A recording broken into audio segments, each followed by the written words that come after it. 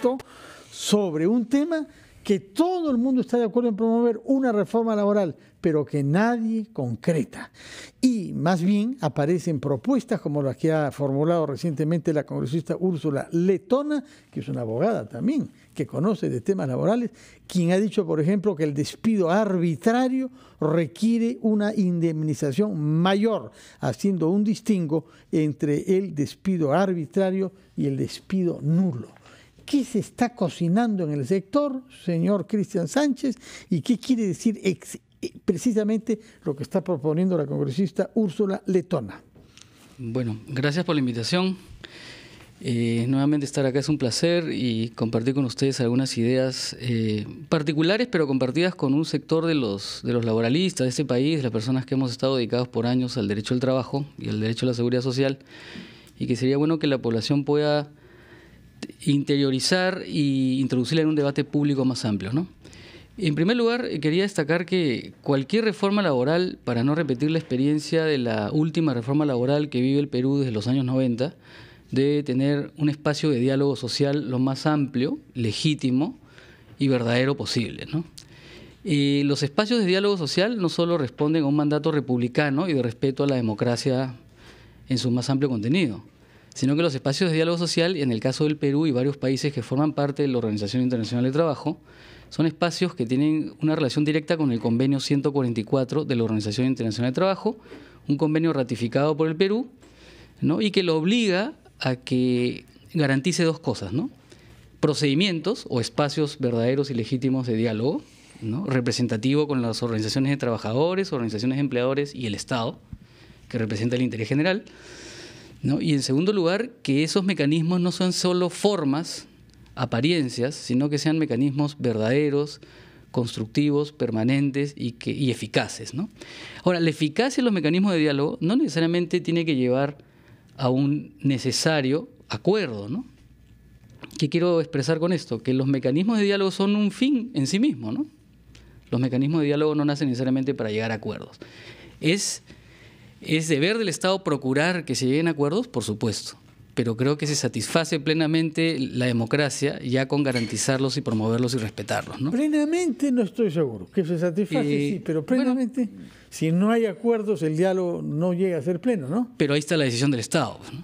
O sea, cuando se agota un verdadero diálogo, un diálogo legítimo, viene la decisión del Estado. No es que el Estado queda maniatado, no es que el Estado queda sometido al necesario acuerdo de las partes al cual él tiene que adherirse. No es así. Es un diálogo tripartito que responde a la organización, a la naturaleza de la Organización Internacional de Trabajo, que es la organización más antigua en el sistema de derechos humanos, ¿no?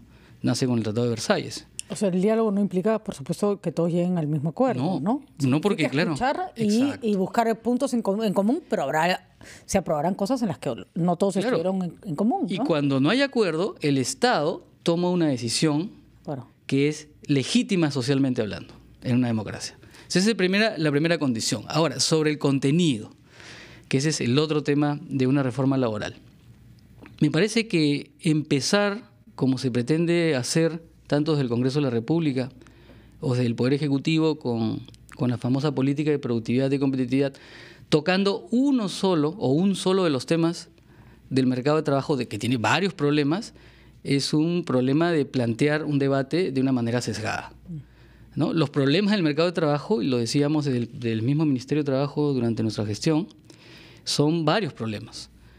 Tenemos los problemas de seguridad y salud de los trabajadores, enfermedades ocupacionales que están alguna vez bajo la apariencia de una enfermedad común, los problemas de atención en el seguro social, que es la seguridad social para los trabajadores asalariados. Los tipos de contrato que no corresponden. Los tipos de contratos temporales abiertos, que son 9 modalidades contractuales temporales, 75% de trabajadores de la planilla electrónica son temporales.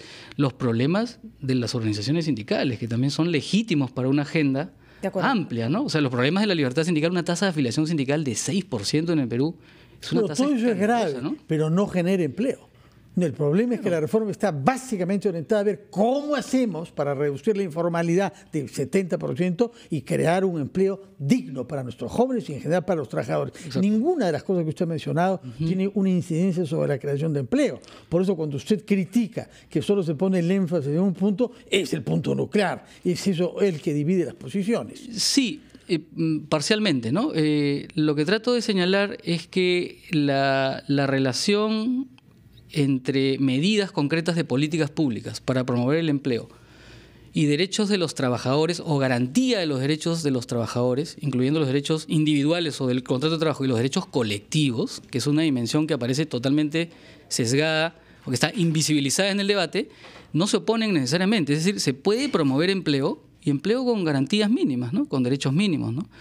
De lo contrario, no habrían países exitosos en cuanto a la creación de empleo y con garantía de los derechos de sus trabajadores. No existirían, pues, ¿Cómo se promueve empleo? ¿No? Porque en eso hemos fracasado. Bueno, el crecimiento del empleo formal en el Perú ha estado atado directamente y tiene una relación positiva con el crecimiento del PBI. Cada vez que crece un punto del PBI se crean empleos formales, ¿no? Y se crean empleos formales en el régimen general o en aquellas empresas medianas y grandes donde se aplica el régimen general, que es supuestamente el régimen más costoso, entre comillas. Es decir que la tesis, ¿no?, de quienes sostienen que para promover el empleo hay que reducir costos laborales, le hace reducir derechos, es una tesis inválida. Es una tesis que no tiene una relación directa, porque sí ha crecido el empleo en sectores formales donde se aplica el régimen laboral general de la actividad privada y no el régimen de la microempresa. Lo que nos interesa es que haya más empresas que puedan tener un régimen laboral que les permita formalizar el empleo. Y este régimen laboral general no ha servido para eso, dado que tenemos un 75% de informalidad.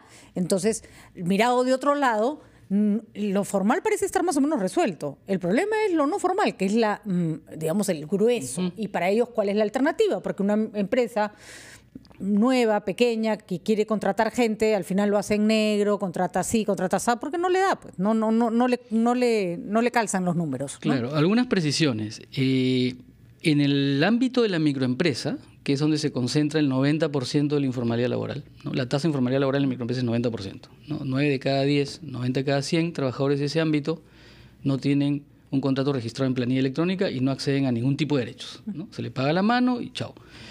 En ese ámbito rige desde hace desde el año 2001, ¿no? Desde más de 16, 17 años, vamos a decir 18 años, rige un régimen laboral especial para la microempresa con menores derechos y el costo laboral no salarial, es decir, de los complementos del contrato de trabajo, los complementos remunerativos que llegan a 15%, se aplica desde hace 17 años para ese segmento y aún así no se ha formalizado ese segmento. Esa es la mejor explicación de que no porque se requieren funciona. otras herramientas para promover el empleo de calidad, empleo con derechos en la microempresa. No basta el régimen laboral. Pero no solo no basta, sino que no funciona para nada. Porque yo entendería que tuviera un éxito de 30%, 40% de ustedes, bueno, más o menos, hay otros, pero nada. O sea, que básicamente no resuelva nada. Está clarísimo que la ley no sirve tampoco. Pero Patricia, está clarísimo que además, que la ley no sirve, que no se aplica y que no se ha hecho nada para que se aplique, de que no es el incentivo único o suficiente, ¿no?, para promover la creación de empleos formales. Que al parecer lo que nos indica esto es que hay otras herramientas, otros instrumentos que van de cargo del Estado, y no solo el Ministerio de Trabajo, el Ministerio de Producción, la SUNAT, la carga tributaria. Pero, señor Sánchez, usted estuvo un tiempo, no muy largo, pero estuvo en el Ministerio de Trabajo. ¿Cuál era el planteamiento? Si no es para microempresa, hablemos, si no es solo el régimen laboral, que no es suficiente, aunque yo creo que además es bastante poco apropiado, pero claro, en fin, es una opinión, uno o dos ejemplos de qué más se necesita. Nosotros desarrollamos una denominada estrategia de formalización laboral, que distinguía segmentos de empresa. Me acuerdo que una vez asistí a este programa y lo planteé. Distinguíamos la mediana empresa y el ámbito de la microempresa, cada uno con sus problemas. Para cada segmento había una suerte de herramientas o instrumentos para formalización. Por ejemplo, la gran empresa y la mediana empresa, que además tiene a sus trabajadores en el régimen laboral general, ¿no?, requiere los ámbitos y los espacios de formalización, los focos de formalización ahí, requieren de la herramienta de la inspección de trabajo. Previamente persuadir al cumplimiento. Para la cual no hay personal y el personal tampoco se encuentra en el régimen laboral apropiado. O sea, ya la contradicción completa. Pero aún así... No tiene sus problemas, es parte fundamental Patricia, del problema. Aún así, con esas carencias propias y estructurales de la inspección de trabajo, porque estos problemas se vienen incubando hace más de 30 años en el Perú, que nadie le presta atención a la administración del trabajo, que en otros países es altamente profesionalizada y los ministros no están cambiando cada 8, cada 9 meses, para empezar. ¿no? Hay un presupuesto razonable para que funcione, porque es el primer nivel de garantía de los derechos de los trabajadores. Entonces, la inspección de trabajo es una herramienta para ese segmento. No vas a ir con la inspección de trabajo a la microempresa porque la intención no es cerrar microempresas. Pero se ha probado además que hay una posibilidad de atomización de la empresa para poder, por ejemplo, acceder a otros regímenes tributarios. No es tan fácil, porque entonces te llenas de microempresas en el papel, digamos. Pero ¿no? Son los segmentos que requieren una atención del Estado a través de sus servicios inspectivos, porque sí es razonable aplicarlos ahí, porque tienen capacidad de aplicar el régimen laboral general. En la microempresa dijimos, hay necesidad de acceder a más y mejor crédito con menor tasa de interés. Eso no depende del Ministerio de Trabajo, obviamente, ¿no? Claro, de la oferta. ¿No? Una oferta del sistema financiero adecuada, tecnologías, acceso a tecnologías, a innovaciones tecnológicas, encadenamientos productivos, ¿no? Los famosos clústeres, las incubadoras. De acuerdo. Pero para eso compromete a varios sectores. Para cumplir con mis compromisos laborales tenemos que poner fin lamentablemente a esta conversación. Usted me comprenderá, pero quede invitado, por favor, porque eso es un tema pendiente. Tenemos que hacer progresos. Es inaceptable ser uno de los países con un récord de informalidad de nuestros trabajadores, es decir, 0 derechos para ellos. Muchas gracias y buenos días, señor Cristián Sánchez, profesor de la Universidad Católica y especialista, como hemos visto, en argumentación jurídica. Muchas gracias. 9:18.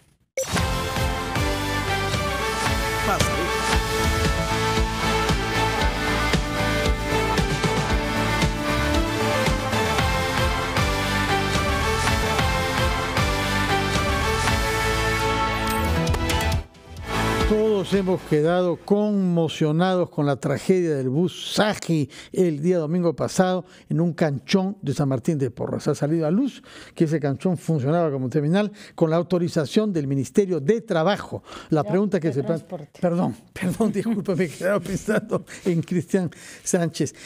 La pregunta es, ¿cuál es el papel de Indecopi, que hemos visto en muchas oportunidades actuando con mucha eficacia y preventivamente imponiendo sanciones cuando no se respeta la competencia legal? Tomamos contacto por eso con el señor Francisco Ochoa, secretario técnico de la eliminación de barreras burocráticas de Indecopi, que nos va a explicar ¿qué posición tomó, qué papel jugó Indecopi respecto de la habilitación técnica del terminal donde se quemó el infausto bus Saji? Buenos días, señor Francisco Ochoa. Buenos días, Fernando, y buenos días, Patricia. Muy buenos días, señor Ochoa. Explíquenos, por favor, qué papel jugó su institución Indecopi en relación con el Ministerio de Transportes respecto de la habilitación de este lugar como terminal terrestre. Sí, en primer lugar, muchas gracias por el espacio, porque es importante aclarar el rol que ha tenido Indecopi y sobre declaraciones que a veces se han formulado sobre cómo es que Indecopi habría intervenido sobre este tema. En verdad, en primer lugar, Indecopi no emitió ningún tipo de autorización ni ordenó autorizar la instalación de un terminal terrestre de esta empresa o de otra, porque Indecopi no tiene esta facultad legal. Indecopi no lo puede hacer. Tampoco Indecopi simplificó el trámite para obtener el certificado de habilitación técnica de terminales, que es un permiso para poder operar un terminal que solamente lo puede otorgar el Ministerio de Transportes. Y la regulación, los requisitos y las condiciones para poder obtener este permiso son definidas por el sector transportes. El Indecopi no emitió ningún tipo de decisión flexibilizándolo. No. Entonces, ¿cuál es el papel que ustedes jugaron acá? Sí, lo que sucede es que en el año 2009, y es bueno aclararlo, en el año 2009 se emite el actual Reglamento Nacional de Transporte, que es la regulación que emite el Ministerio para poder definir cuáles son las reglas de juego en el servicio de transporte. Uno de los artículos de este reglamento define cuáles son los requisitos y las condiciones para obtener el permiso, pero el mismo reglamento, desde ese año, en una disposición final, señala de que hasta que no se emita una regulación específica y complementaria sobre tema de terminales o infraestructura complementaria, como lo define técnicamente la norma, el Ministerio no iba a otorgar ningún tipo de permiso para obtener este certificado.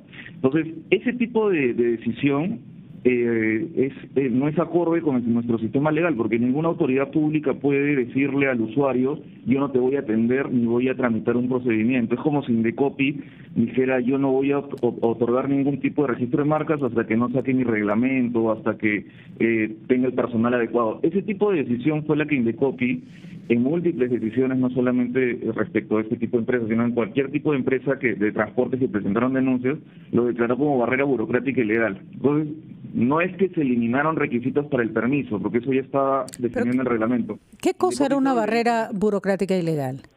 ¿A qué se le llama? O sea, ¿por qué se justifica el concepto de barrera democrática y legal burocrática y legal en este caso?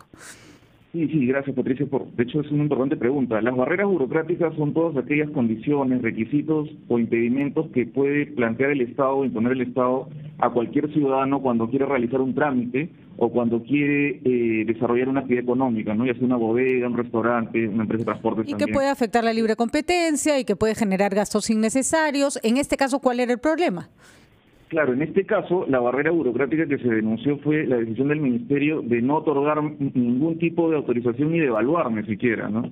La decisión de no evaluar una autorización es lo que se consideró como ilegal. ¿Por qué? Por lo que les digo, ¿no? O sea, las entidades públicas no pueden paralizar trámites, no pueden cerrar el kiosco, en otras palabras. O sea, uno no le puede decir al usuario, hoy día no te atiendo, hoy día no voy a evaluar. Indecopi nunca le dijo a la autoridad que otorgue una licencia, lo que le dijo es evalúala, deniégala si deseas, pero no puedes paralizar el trámite. No de acuerdo, hemos comprendido. Pero hay un aspecto que no queda claro, porque el Poder Judicial indicó que efectivamente no se podía... Que había un tema de barrera burocrática. Les da la razón a quienes estaban haciendo este apelativo. ¿Voy bien? Ese fue el procedimiento. Y obviamente el Ministerio tenía que buscar otra forma o otra manera de dar esos permisos. Pero lo que pasó fue que como no podían quedarse sin hacer nada, lo único que se tenía que presentar era un DNI, un pago de trámite y una declaración jurada. Se volvió...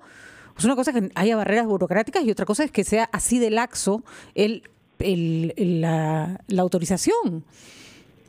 Sí, qué importante lo que dice Patricia. Es cierto, el Poder Judicial emitió una resolución en el año 2015 confirmando una acción de Indecopi. Así es. Pero esta acción de Indecopi no tenía que ver con la flexibilización de requisitos. Es decir, esta presentación de declaración jurada, de un informe, que son básicamente datos que presentan las empresas, no fueron flexibilizadas por Indecopi, sino el propio reglamento de transportes del año 2009 y establecía esto. Entonces, ni la resolución de Indecopi ni la sentencia del Poder Judicial redujeron requisitos o establecieron que fuera una declaración. Entonces, por último, si los requisitos eran tan sencillos y era tan sencillo presentar este trámite y conseguir un permiso, ¿dónde estaba la barrera burocrática? ¿Por qué fallan ustedes en favor de este pedido?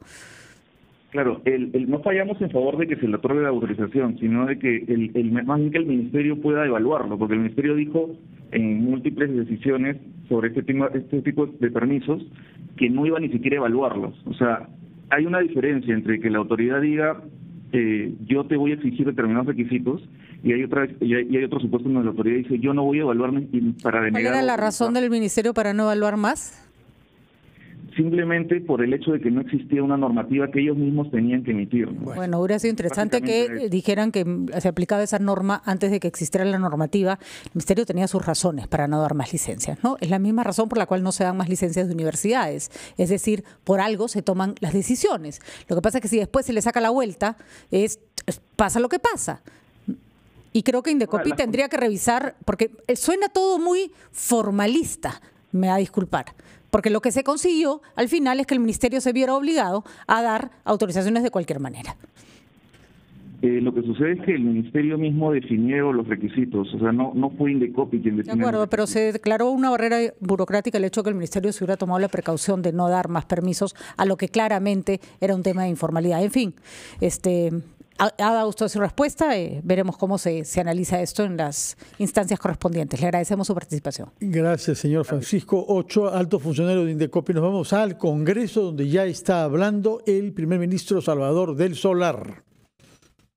Venimos esta mañana... Muchas gracias, muy buenos días. Efectivamente, el presidente del Consejo de Ministros expone la política del gobierno en busca del voto de confianza. Un gesto de gran significado democrático.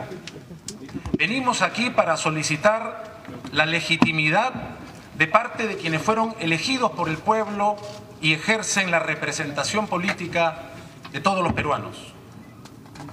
Hoy vengo a invitarlos a que juntos definamos una agenda de Estado para reconstruir la confianza que peruanas y peruanos han perdido en las instituciones públicas.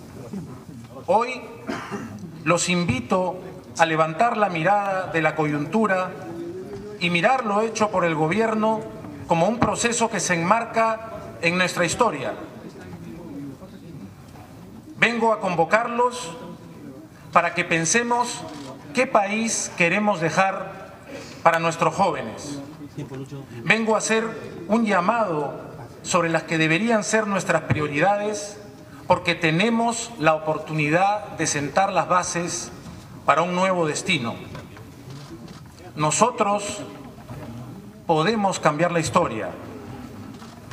Venimos aquí con el respeto que la representación nacional merece, valorando además que antes de ser nuestro Parlamento, este lugar fue sede de nuestra primera universidad pública, la Universidad Nacional Mayor de San Marcos, que en 1822 fue la sede del primer Congreso Constituyente. Fueron los maestros universitarios quienes acogieron a los congresistas de esa época. Fueron las aulas las que alojaron a los 80 hombres que eligieron para el Perú un gobierno de corte representativo y republicano.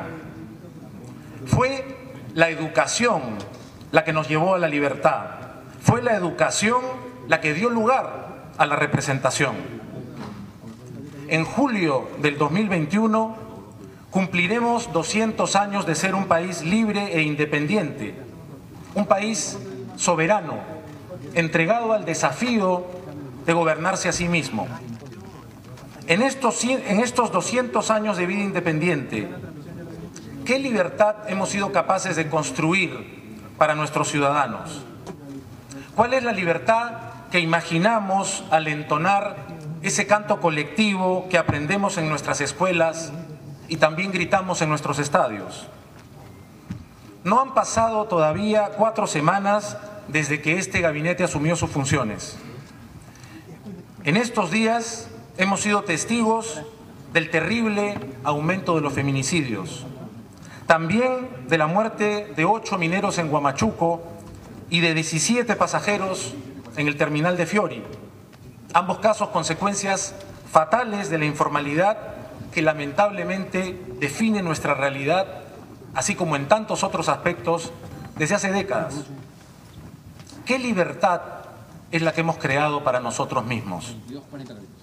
Desde que empezamos con este gabinete, hemos escuchado, por ejemplo, en Piura, al decano del Colegio Médico, decano también de la Facultad de Medicina de la Universidad Nacional de Piura, testigo de varios fenómenos del niño, decir que le cuesta creer en el Estado. Hemos recibido a los apus de las cuencas de los ríos Pastaza, Tigre, Corrientes, Chambira y Marañón, quienes vinieron hasta Lima para recordarnos nuestro olvido. Y hemos buscado insistentemente mantener el diálogo con la comunidad de Fuerabamba, que buscó en la Iglesia y en la Defensoría del Pueblo la confianza que les cuesta tener en el Estado. Bien podría decirse que los acontecimientos ocurridos en estos pocos días representan una dificultad inusual para el inicio de cualquier gabinete. Sin embargo, señor presidente, estos acontecimientos no son en absoluto inusuales en nuestro país. No nos referimos a una coyuntura, nos referimos a problemas estructurales que en casi 200 años del ejercicio de esta libertad no hemos conseguido superar. Estas todavía breves semanas son el reflejo de nuestro país. Nada de lo ocurrido sale de la normalidad y esa normalidad no nos garantiza como peruanos una libertad plena. Ninguna independencia deberá ser celebrada del todo si como peruanos seguimos atados a estos viejos problemas, porque es bicentenaria la fractura que debemos reconstruir entre todos. Estamos entre los países de mayor desconfianza ciudadana hacia los partidos políticos y hacia las autoridades en general.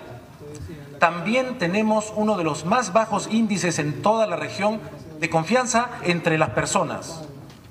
Sí, señor presidente, venimos aquí para cumplir un deber constitucional, pero la confianza que este gabinete viene a solicitar es en realidad una confianza que está en crisis en todo nuestro sistema político y verdaderamente a lo largo y ancho de nuestra sociedad. Tenemos la oportunidad de cambiar esta historia, así como lo decidieron quienes iniciaron la gesta por nuestra independencia hace casi 2 siglos. Hay que asumir responsabilidades como gobierno, hay que asumirlas como Estado. Es necesario hoy, jueves 4 de abril de 2019, que pongamos en el centro del debate la necesidad de hablar de cómo nos gobernamos. Cómo gobernamos para resolver problemas que los afectan a ustedes, ciudadanas y ciudadanos. Debemos repensar cómo gobernamos, lo que nos obliga a preguntarnos para quiénes gobernamos, porque de eso se trata la democracia. Y es por eso que hoy quisiera hablarles de la necesidad que tenemos como país de pensar en los jóvenes. Es para ellos que vamos a sentar las bases que permitan cambiar el curso de la historia, de su historia, la de los jóvenes, pero también de nuestra historia. Y no hablamos de jóvenes para referirnos al lugar común de que el futuro les pertenece. No. Apelamos a los jóvenes porque vivimos un momento preciso de nuestra historia en el que el alto porcentaje de jóvenes del total de nuestra población representa un activo para el cambio que, sin embargo, no durará para siempre. Esta circunstancia favorable es conocida como el bono demográfico. Es efectivamente un bono que tenemos como sociedad.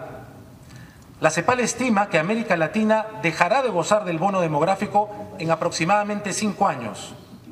En nuestro país, este bono durará, se estima, 15 años. Está en nuestras manos aprovecharlo. Los 28 meses que quedan para que este gobierno actúe son el horizonte que nos planteamos para consolidar una nueva gesta, la construcción de un país con una libertad más plena para todos.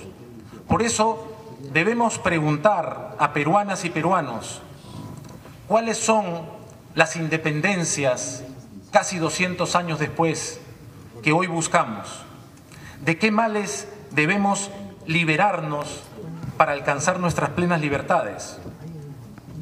Debemos librarnos de la corrupción, un mal que está presente en estas tierras desde antes de nuestra República. Debemos superar nuestra debilidad institucional, la inestabilidad política, la incertidumbre que traen los cambios gubernamentales. Debemos fortalecer las oportunidades de progreso para que los peruanos puedan desarrollar su potencial. Debemos superar con urgencia las brechas que separan, en muchos casos, de manera extrema, a unos peruanos de otros. Las brechas que separan, por ejemplo, a los jóvenes de las zonas rurales de los jóvenes urbanos. Las brechas claramente que separan todavía a mujeres de hombres. Las brechas que separan a la Amazonía, a las regiones altoandinas, del resto del territorio nacional. Debemos también revertir nuestro histórico centralismo. Debemos hacerlo y podemos hacerlo si trabajamos juntos. Cada una de estas libertades que buscamos, que debemos conseguir, están plasmadas en los 5 ejes de la política general de gobierno aprobada por decreto supremo. Estos 5 ejes son, primero, integridad y lucha contra la corrupción.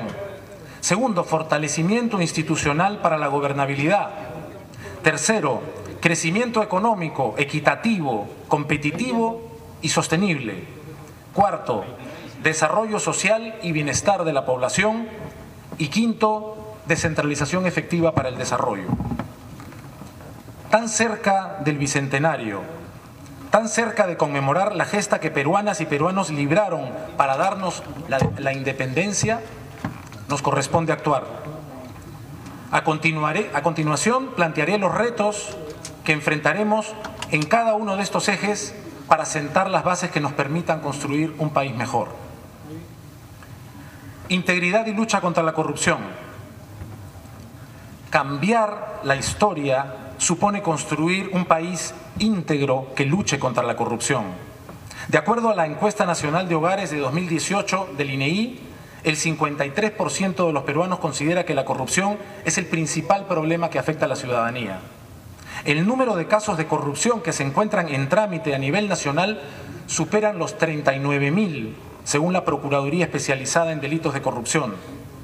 Por ello, en nuestra gestión pondremos énfasis en el enfoque de integridad que hemos construido y que se encuentra contenido en el Plan Nacional de Integridad y Lucha contra la Corrupción 2018-2021.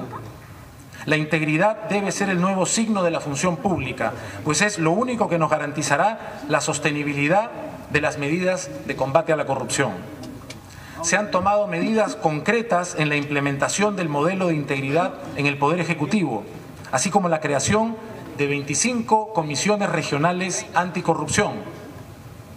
Conscientes de la labor de la Fiscalía en la lucha contra la corrupción, la semana pasada se asignaron 25 millones de soles adicionales al Ministerio Público para el fortalecimiento de las fiscalías especializadas en delitos de corrupción de funcionarios que manejan casos emblemáticos como Odebrecht y Lava Jato, de las fiscalías especializadas en delitos de lavado de activos y de las fiscalías especializadas contra la criminalidad organizada a nivel nacional. En los últimos 4 años, estas fiscalías han más que duplicado la carga de expedientes ingresados, por lo que estos recursos permitirán dar celeridad a su atención. Cambiar la historia es renovar la confianza ciudadana y fortalecer las instituciones de nuestro país. Debemos pensar en la renovación política y en el fortalecimiento de los partidos políticos. ¿Qué significan las cifras de desconfianza que mencioné hace un momento? Significan que los jóvenes no se encuentran representados a pesar de que la mitad de ellos se manifiesta interesada en la política y además son 1/3 de los electores en las últimas elecciones regionales y municipales. Esa desconfianza se refleja en que, a pesar de ser la mitad de la población peruana, solo 5% de mujeres fueron electas como autoridades en esas mismas elecciones. Significa que las barreras son muchas y que la política no es en este momento un juego en el que todos y todas pueden participar.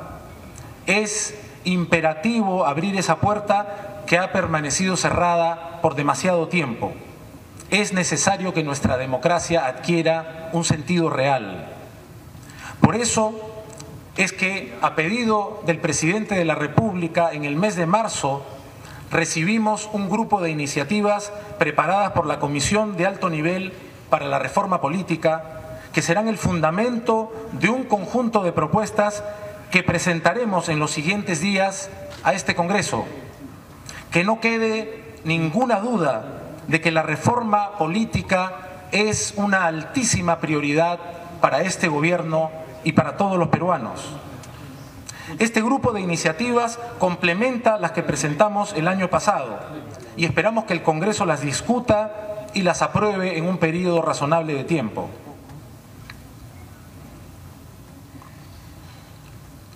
El año pasado fuimos testigos de unos audios que revelaban todo un sistema de corrupción dentro de nuestro Poder Judicial. En nuestro país hemos conseguido estabilidad macroeconómica gracias a instituciones sólidas, pero esas instituciones sólidas que hemos construido, protegido y respetado para lo económico, no las hemos construido cuando se trata de la justicia, no lo hemos conseguido como sociedad en nuestra historia. Es necesario que tengamos una pronta discusión sobre las leyes que nos permitirán fortalecerla. El Perú se merece un diseño institucional a la altura de nuestros desafíos, que son enormes. La justicia debe ser el mecanismo que garantice el respeto al derecho de los peruanos. Debemos resaltar que hasta el momento se han aprobado iniciativas importantes. En primer lugar, la reforma constitucional del Consejo Nacional de la Magistratura, hoy Junta Nacional de Justicia, aprobada por este Congreso mediante la Ley 3916, Ley Orgánica de la Junta Nacional de Justicia. Esta ley permitirá superar los serios cuestionamientos que se realizaron al entonces Consejo Nacional de la Magistratura. Ante el Congreso, y dijo que presentará una política general sometida al voto de los parlamentarios en torno a 5 ejes. 1, lucha contra la corrupción. 2, gobernabilidad. 3, crecimiento económico. 4, desarrollo social. Y 5, descentralización. Es un documento de 31 páginas con el que ha llegado al Parlamento que leerá durante los minutos que siguen. Nosotros hacemos una pausa y regresamos a Ampliación de Noticias. 784, que elimina el dictamen fiscal en el proceso contencioso administrativo, reduciendo así la duración de este tipo de procesos.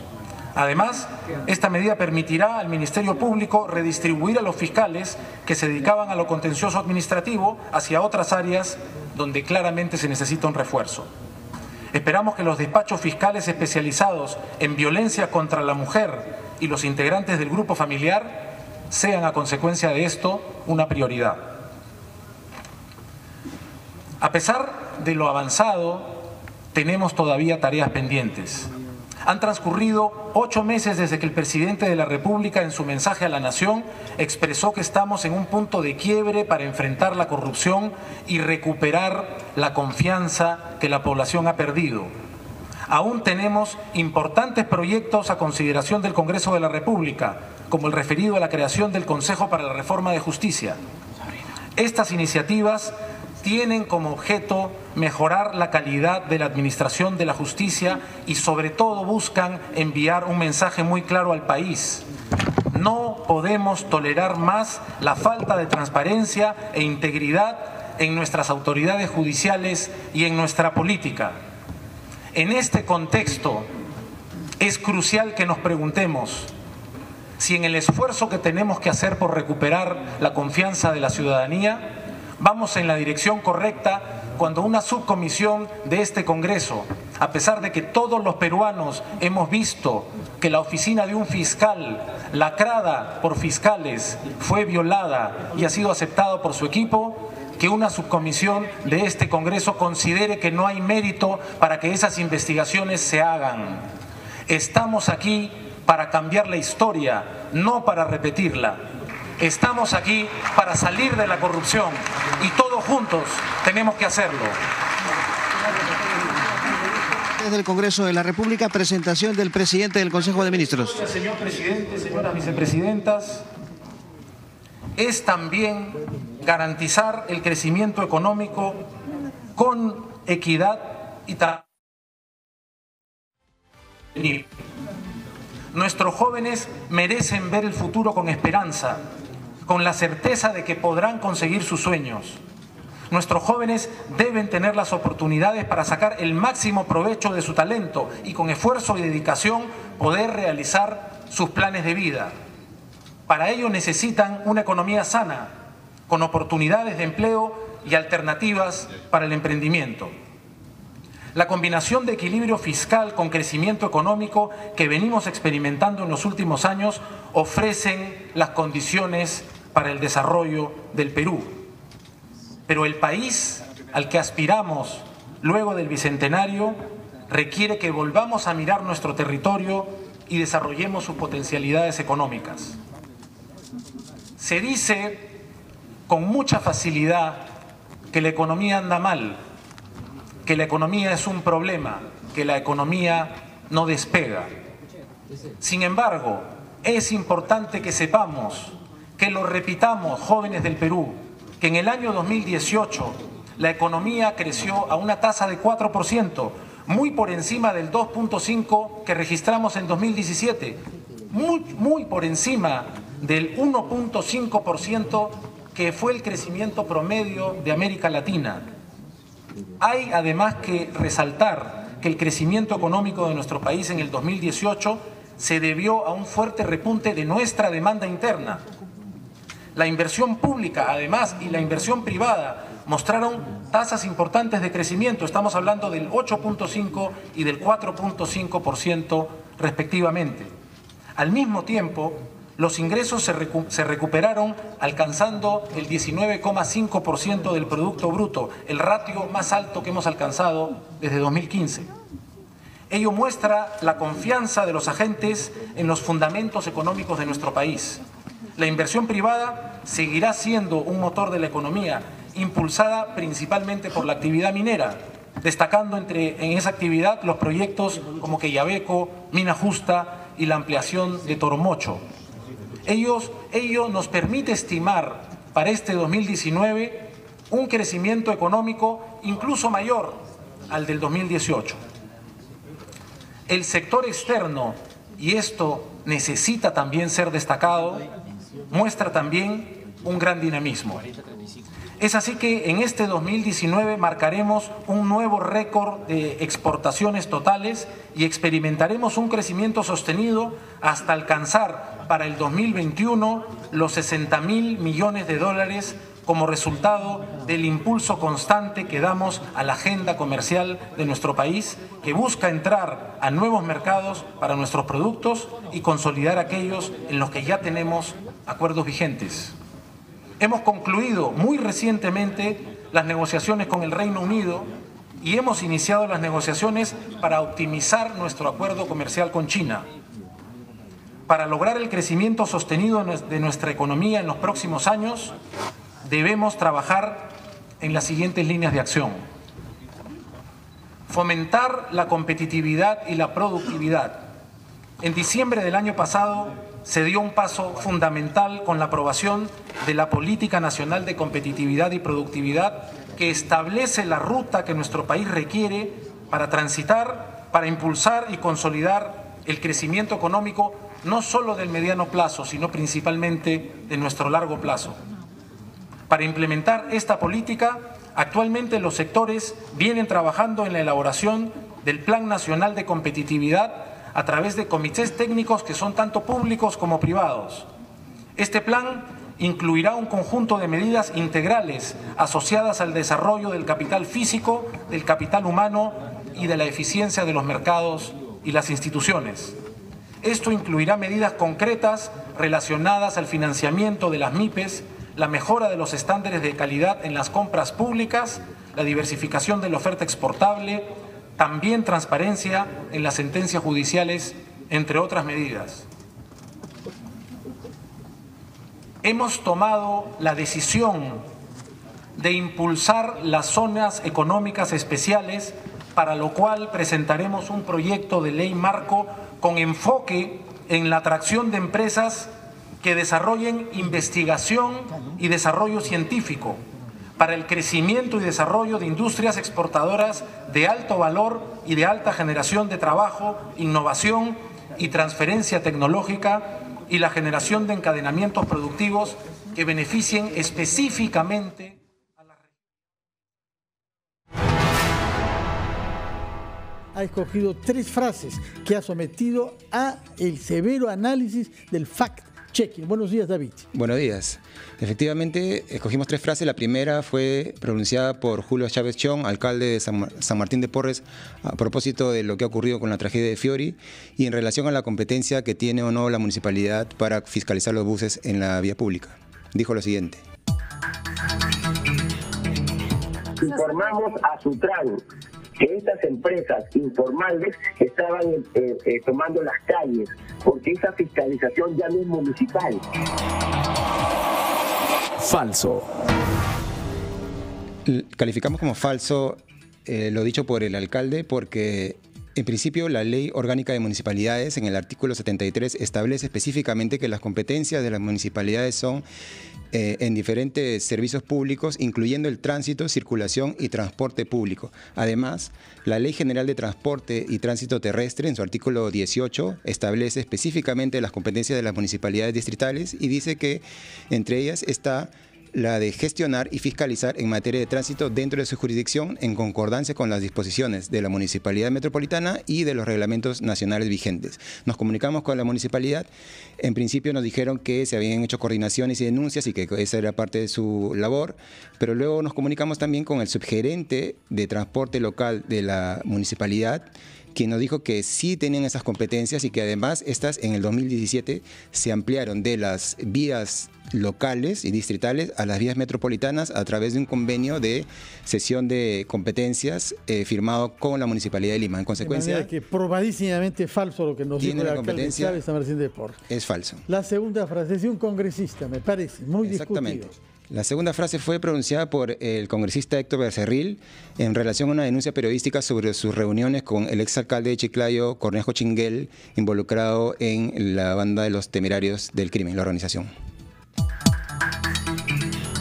Yo nunca me reuní con el jefe de una mafia. Yo me reuní con el alcalde más importante de la provincia más importante de la región a la que represento, Lambayeque.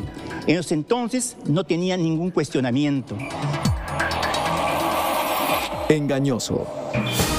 Esta frase del congresista Becerril es engañosa porque en principio las investigaciones contra el señor Cornejo Chinguel se remontan al 2015, cuando ya habían, por ejemplo, denuncias por compras fraccionadas de combustible por 844.000 soles que le valieron sin concurso y en relación a una falsa situación de emergencia que le valieron una primera investigación, y luego también hubo otra investigación por autorizar el pago de 1 millón de soles a un consorcio que terminó siendo relacionado con la Organización de los Limpios de la Corrupción.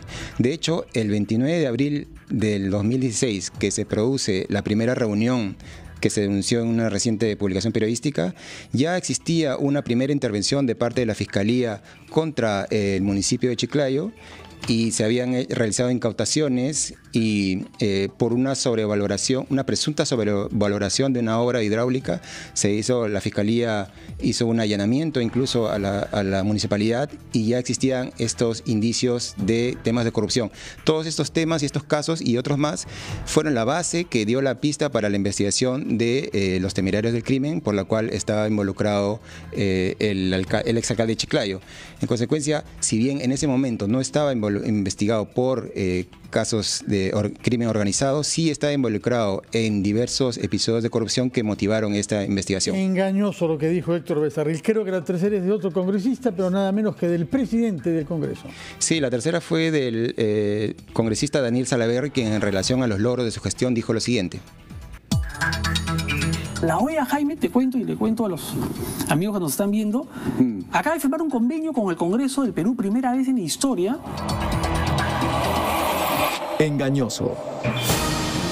En que se firmó el convenio, que fue el 19 de marzo pasado. El congresista Salaverry incluso en su cuenta de Twitter lo hizo público y afirmó que era un convenio de cooperación sin precedentes. Sin embargo, en la revisión que hicimos, incluso en el portal del Congreso, encontramos que en junio del 2010, durante la gestión de Luis Álvarez Castro como presidente del Congreso, la OEA firmó con el legislativo un convenio que se denominó de entendimiento institucional, por el cual se establecía una serie de mejoras tecnológicas como conferencias telefónicas para que los congresistas se relacionaran con los ciudadanos o una plataforma, una ventanilla virtual para que se tramitaran pedidos de los ciudadanos a los congresistas. Como nos comunicamos con la oficina de la presidencia del Congreso y nos explicaron que se refería a que por primera vez se establecía un convenio para obtener una certificación de gobierno abierto en relación a una serie de mejoras para publicar información en el portal del Congreso. Pero en realidad la afirmación del congresista había sido que era un convenio sin precedentes y por primera vez en la historia, en consecuencia es engañoso. Del complejo de Adán, Daniel Salaverry. Bueno. Verdadero.